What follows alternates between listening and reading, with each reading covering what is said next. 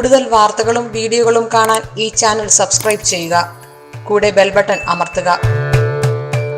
നമസ്കാരം. ഏഷ്യാനെറ്റ് ടിവിയുടെ എപ്പിസോഡിലേക്ക് എല്ലാ മനഃപ്രേക്ഷകർക്കും സ്നേഹം നിറഞ്ഞ ഹൃദയം നിറഞ്ഞ സ്വാഗതം. എന്താണ് വിഷയം എന്ന് വെച്ച് കഴിഞ്ഞാൽ, പുലയുള്ളപ്പോൾ ചെയ്യാൻ പാടില്ലാത്ത കുറച്ച് കാര്യങ്ങളുണ്ട്. പുല എന്ന് വെച്ചാൽ എന്താണെന്ന് നമ്മൾ ആദ്യം മനസ്സിലാക്കണം. നമ്മളുമായിട്ട് രക്തബന്ധമുള്ളവർക്ക്, ഓരോ സമുദായത്തിൽപ്പെട്ടവർക്ക് ഓരോ രീതിയിലാണ് പറയപ്പെടുന്നത്. എന്നാലും സാധാരണഗതിയിൽ എല്ലാവർക്കും അച്ഛൻ വഴിക്കും അമ്മ വഴിക്കും രണ്ട് രീതിയിലും പുല വരുന്നവരുണ്ട്. എന്തായാലും അടുത്ത ബന്ധമുള്ളവര് അവരുടെ സമുദായത്തിന്റെ ആചാര്യന്മാരെ കണ്ടു കഴിയുമ്പോൾ, അല്ലെങ്കിൽ നല്ല ഒരു ജ്യോതിഷ നല്ലൊരു കർമ്മിയെ കണ്ടു കഴിഞ്ഞാൽ അറിയാൻ സാധിക്കും ഏത് രീതിയിലാണ് പുല വരുന്നതെന്ന്. മരിച്ചു കഴിഞ്ഞാൽ സാധാരണഗതിയിൽ മിക്കവർക്കും 11 പുല, 10 പുല, 12 പുലയുള്ളവരുണ്ട്. ഓരോരുത്തർ 16 പുലയുള്ളവർ. മിക്കവർക്കും 16 പുലയാണ് കണ്ടുവരിക സാധാരണഗതി പതിവ്. അവരുടെ ആ 16 രാത്രി മരിച്ച അന്ന് തൊട്ട്, ദഹിപ്പിച്ചെന്നല്ല, മരിച്ച അന്ന് തൊട്ട് 16 രാത്രിയാണ് കണക്ക്. 16 രാത്രി കഴിഞ്ഞാൽ പുല കഴിയും. അതിനുശേഷം നമുക്ക് ശുദ്ധിക്രിയകളൊക്കെ ചെയ്ത ശേഷം, ശുദ്ധമായതിനു ശേഷം നമുക്ക് അമ്പലത്തിൽ പോകും, മറ്റു കാര്യങ്ങളൊക്കെ ചെയ്യാം. അപ്പൊ എന്തായാലും പുല ഉള്ളപ്പോൾ ചെയ്യാൻ പാടുള്ളത് കുറച്ച് കാര്യങ്ങളുണ്ട്. എല്ലാവർക്കും അതിനെപ്പറ്റി ഗ്രാഹ്യം ഉണ്ടായിക്കോണമെന്നില്ല. അത് ഗ്രാഹ്യം ഉണ്ടാവാൻ വേണ്ടി പറഞ്ഞു തരുന്നുള്ളതേ ഉള്ളൂ. അപ്പം പുലയുള്ള സമയത്ത്, അല്ലെങ്കിൽ മരിച്ച ജഡത്തിനടുത്ത് വെച്ചിട്ട് എഴുന്നേറ്റ് ഒന്നും ആരെയും എതിരേൽക്കാൻ പാടില്ല എന്നാ പറയപ്പെടുക. അഭിവാദ്യം ചെയ്യാൻ, എല്ലാവരെയും നമസ്തേ പറഞ്ഞിട്ട് എല്ലാവരെയും അഭിവാദ്യം ചെയ്യാൻ, അല്ലെങ്കിൽ അവരെ വന്ദനം ചെയ്യാൻ പാടില്ലെന്ന് പറയപ്പെടുന്നുണ്ട്. എല്ലാവരെയും അനുഗ്രഹിക്കാനും ആശീർവദിക്കാനൊന്നും പാടില്ലെന്ന് പറയപ്പെടുന്നുണ്ട്. ദേവപൂജ, ജപം, ഹോമങ്ങള്, സന്ധ്യാവന്ദനം, വിഭ്രഭോജനം, വ്രതാചരണം ഇതൊന്നും ചെയ്യാൻ പാടില്ല എന്ന് പറയുന്നുണ്ട്. ചില സമുദായത്തിൽപ്പെട്ടവർക്ക് ചെയ്യുന്ന പതിവുണ്ട്. ആചാര്യന്മാരുടെ ചോദിച്ച് മനസ്സിലാക്കി ചെയ്യാം.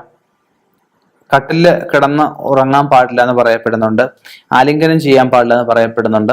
വ്രതങ്ങൾ അനുഷ്ഠിച്ചാൽ മുമ്പുള്ള പുണ്യകർമ്മങ്ങളുടെ ഫലം നഷ്ടപ്പെടുമെന്ന് ചില ആൾക്കാർ വിശ്വസിക്കപ്പെടുന്നുണ്ട്.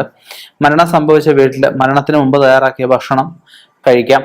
മരണത്തിന് ശേഷം ഭക്ഷണം തയ്യാറാക്കാൻ പാടില്ല. അത് നിഷിദ്ധമായിട്ടാണ് പറയപ്പെടുന്നത്.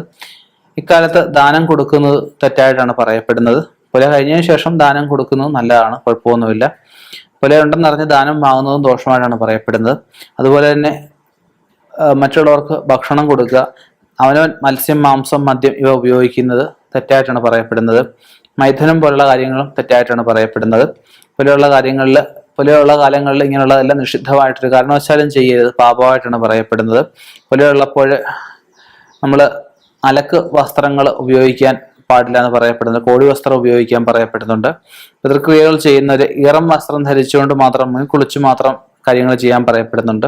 അശുദ്ധികാലം തീർന്ന ശേഷം മാത്രം അലക്ക് വസ്ത്രം ധരിച്ച്, അലക്ക് വസ്ത്രം ശുദ്ധാക്രിയകൾ ചെയ്തിട്ട് വേണം ധരിക്കാനായിട്ട്. ധരിച്ചുകൊണ്ട് വേണം ബാക്കി പുലകൾ 41 ദിവസം വരെയുള്ള കർമ്മങ്ങൾ, ബാക്കിയുള്ള കർമ്മങ്ങൾ ചെയ്യാനായിട്ട് പറയപ്പെടുന്നത്.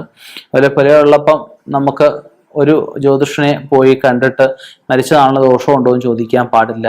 അതുപോലെ തന്നെ നമ്മൾ ക്ഷണിക്കാൻ ഒരിടത്ത് പോകുമ്പോൾ, അതായത് പതിനാറിന് ചടങ്ങായിട്ടൊക്കെ ചെയ്ത് ആൾക്കാർക്ക് ഭക്ഷണം കൊടുക്കാറുണ്ട്. അങ്ങനെ ക്ഷണിക്കാൻ പോകുമ്പോഴെങ്ങൊന്നും കയറിയിരിക്കാനോ ഭക്ഷണം കഴിക്കാനോ ഒന്നും പാടില്ല.